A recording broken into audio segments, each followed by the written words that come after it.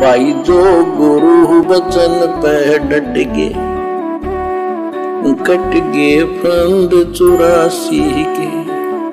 एक व्यक्ति का विवाह हुआ, संतान रूप में बेटी हुई। मानव समाज की धारणा रही है कि पुत्र नहीं है तो उसका वंश नहीं चलता, परंतु आध्यात्मिक ज्ञान की दृष्टि से पुत्र पुत्री में कोई अंतर नहीं माना जाता है। आशा लगी कि दूसरा पुत्र यानी बेटा होगा, दूसरी भी लड़की हुई। फिर आशा लगी कि परमात्मा तीसरा तो पुत्र दे, परंतु तीसरी भी लड़की हुई। इस प्रकार कुल 5 बेटियां हुई। पुत्र का जन्म हुआ ही नहीं। इस उदाहरण से स्पष्ट होता है कि न तो इंसान का चाहा हुआ और न इंसान का किया हुआ, जो कुछ हुआ संस्कार वश हुआ। यह परमेश्वर का विधान है। हर इंसान की आध्यात्मिक कमजोरी के कारण इच्छा होती है कि मेरे पहले बेटा हो, लेकिन बेटी हो जाती है। दूसरी बार सोचता कि अब की बार तो भगवान बेटा देगा, वो भी बेटी हो गई। तीसरी बार सोचता हे भगवान अब की बार तो बेटा दे ही देना, तीसरी बार भी बेटी, चौथी भी बेटी, 5वीं भी बेटी।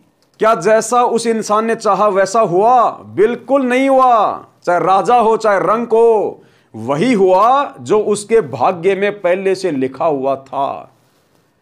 अब यदि वो इंसान सतगुरु की शरण में होता तो सतगुरु उसके पिछले संस्कार को काट देता और उसके घर में लड़का भी देता, लड़का भी और सुख भी। यह परमेश्वर का विधान है। मानव शरीर प्राप्त प्राणी को वर्तमान जन्म में पूर्ण संत से दीक्षा लेकर भक्ति करनी चाहिए तथा पुण्य, दान, धर्म तथा शुभ कर्म अवश्य करने चाहिए। यानी जैसा सतगुरु कहे धर्म कर्म करने के लिए, शुभ कर्म करने के लिए, वो अवश्य करने चाहिए। अन्यथा पूर्व जन्म के पुण्य मानव जीवन में खा खर्च कर खाली होकर परमात्मा के दरबार में जाएगा, फिर पशु आदि के जीवन भोगने पड़ेंगे। जैसे किसान अपने खेत में गेहूं, चना आदि बीजता है, फिर मेहनत करके उन्हें परिपक्व करके घर लाकर अपने कोठे में भर लेता है। यदि वह दोबारा से बीज बोकर फसल तैयार नहीं करता है और पूर्व वर्ष के गेहूं व चने को खा खर्च रहा है, तो वर्तमान में तो उसे कोई आपत्ति नहीं आएगी, क्योंकि पिछले वर्ष के गेहूं चना शेष हैं, परंतु एक दिन वह पूर्व वाला संग्रह किया अन्न समाप्त हो जाएगा और वह किसान परिवार भिखारी हो जाएगा। ठीक इसी प्रकार मानव शरीर में जो भी प्राप्त हो रहा है वह पिछले जन्मों का संग्रह है, पिछले जन्मों की भक्ति के कारण है। यदि वर्तमान जीवन में शुभ कर्म तथा भक्ति नहीं की तो भविष्य का जीवन नरक हो जाएगा। अध्यात्म ज्ञान होने के पश्चात मानव बुद्धिमान किसान की तरह प्रतिवर्ष प्रत्येक मौसम में दान, धर्म, सुमरण रूपी फसल बोएगा तथा अपने घर में संग्रह करके खाएगा। यानी जैसा सतगुरु कहेगा वैसी भक्ति नियमित करेगा, प्रतिदिन करेगा और सारे सुख प्राप्त करेगा तथा अपने घर में संग्रह करके खाएगा तथा बेचकर अपना खर्च भी चलाएगा। यानी पूर्ण गुरु जी से दीक्षा लेकर उनके बताए अनुसार साधना तथा दान धर्म प्रति समागम में करके भक्ति धन को संग्रह करेगा। इसलिए परम संत मानव को जीने की राह बताता है। उसका आधार सत्य आध्यात्मिक ज्ञान सर्व ग्रंथों से प्रमाणित होता है। यानी सतगुरु जो ज्ञान देता है वो सभी धर्म शास्त्रों से प्रमाणित होता है। वो अबाई का ज्ञान नहीं होता है, मनमाना आचरण नहीं होता है।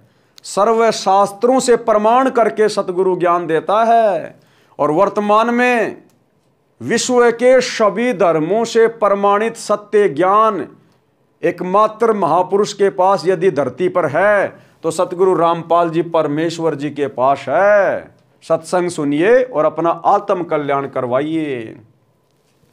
जैसा कि ऊपर के प्रसंग में एक बूढ़े ने बताया कि सर्व संतान का पाल पोस कर विवाह कर दिया, मेरे मानव जीवन का कार्य पूरा हुआ, मेरा जीवन सफल हुआ, अब बेशक मौत आ जाए। विचारणीय विषय है कि उसने तो पूर्व का जमा ही खर्च कर दिया, उसने तो अपने पिछले जन्म की पूंजी को वर्तमान में खर्च कर दिया, सारी सुविधा लेके, बेटा बेटी पैदा करके, पोता पोती प्राप्त करके। भविष्य के लिए कुछ नहीं किया। भविष्य के लिए भक्ति करनी चाहिए थी सच्चे सतगुरु की, लेकिन वो नहीं की, जिस कारण से उस व्यक्ति का मानव जीवन व्यर्थ गया, बर्बाद गया। कबीर जी ने कहा है कि क्या मांगू कुछ स्थिर ना रहाई, देखत नैन चल्या जग जाई।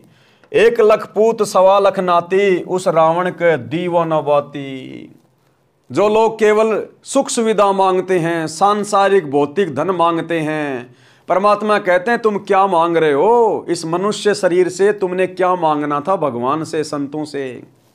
परमात्मा ने रावण का उदाहरण देके समझाया कि तुम रावण से अधिक सर्वशक्तिमान और सर्वसंपन्न नहीं हो सकते कभी भी, जिसका महल भी सोने का बना हुआ था, सोने का, जिसने 33 करोड़ देवी देवताओं को अपनी कैद में डाल रखा था। आज तुम एक भूत को अपने वश में नहीं कर सकते। 1 लख पूत 1.25 लाख नाती, उस रावण के 1 लाख बेटे थे, एक से एक बलशाली, और 1.25 लाख उसके नाती थे, उसके पुत्र थे। तो कहते हैं क्या मांगू कुछ स्थिर न रहाई, देखत नैन चल्या जग जाई, कि इस संसार में मैं क्या मांगू? यहां तो रावण जैसों के पास भी कुछ नहीं बचा, कुछ नहीं रहा। आज उस रावण के खानदान में, जिसके 1 लाख बेटे 1.25 लाख रिश्तेदार थे, आज उस रावण के खानदान में कोई दीपक जलाने वाला शेष नहीं है। तो कहते हैं क्या मांगू कुछ स्थिर ना रहाई, और देखत नैन चल्या सग जाई। भाई 1 लख पूत 1.25 लाख नाती, उस रावण के आज दीवाना बाती। अगर हम कुछ मांग भी लेंगे, कुछ कमा भी लेंगे, बैल की तरह कमा कमा के, तो क्या कमा लेंगे हम? 2 प्लाट ले लेंगे, एक आधा कोई ट्रक ले आएंगे, बच्चों को बड़ी सी स्कूल में पढ़ा देंगे, बढ़िया सी हम गांव में अपना मकान बना लेंगे, बस। रावण की पूरी लंका सोने की थी, सोने की, और इतना ज्यादा वैभवशाली था। कहते हैं रावण की मंडियों में, जैसे यहां पर मंडियों में अनाज बिकता है, वैसे रावण की मंडियों में हीरे मोती बिका करते थे, हीरे मोती। इतना वैभवशाली राजा था। आज धरती पर उसका खोज भी नहीं है। जो कर्म उसने किए थे, उन कर्मों के कारण आज वो कहीं 84 लाख योनियों में गधा कुत्ता बन के भटक रहा है। उसने शत भक्ति नहीं करी, श्री शंकर जी को परमात्मा मान के पूजा, जबकि श्री शंकर जी तो खुद जन्म और मरण में है। ये आत्मा तो खुद 84 लाख योनियों में जाती हैं। जब आप सतगुरु के सत्संग सुनोगे तब आपकी आंखें खुलेंगी कि हमारे शास्त्रों में, धर्म ग्रंथों में ये बातें बिल्कुल साफ साफ लिखी हुई हैं, लेकिन हमारे नकली ज्ञानहीन धर्म गुरुओं ने समाज के सामने कभी ये बातें नहीं बताई, क्योंकि इन्हें खुद नहीं पता था, क्योंकि सतगुरु के बिना कभी ज्ञान नहीं हो सकता। क्या मांगू कुछ स्थिर न रहाई, देखत नैन चल्या जग जाई।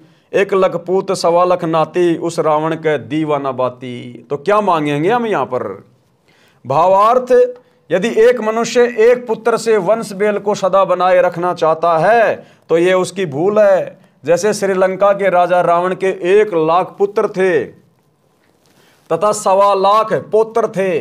वर्तमान में उसके वंश में कोई घर में दीप जलाने वाला भी नहीं है, सब नष्ट हो गए। इसलिए हे मानव, परमात्मा से क्या मांगता है जो स्थायी है ही नहीं। ये बेटा बेटी, कार कोठी, संपत्ति, खेत खलियान, ये सब यहीं रह जाएंगे और एक दिन सब ये महाप्रलय में नष्ट हो जाएंगे। जो गुरु बचन पे डट गए,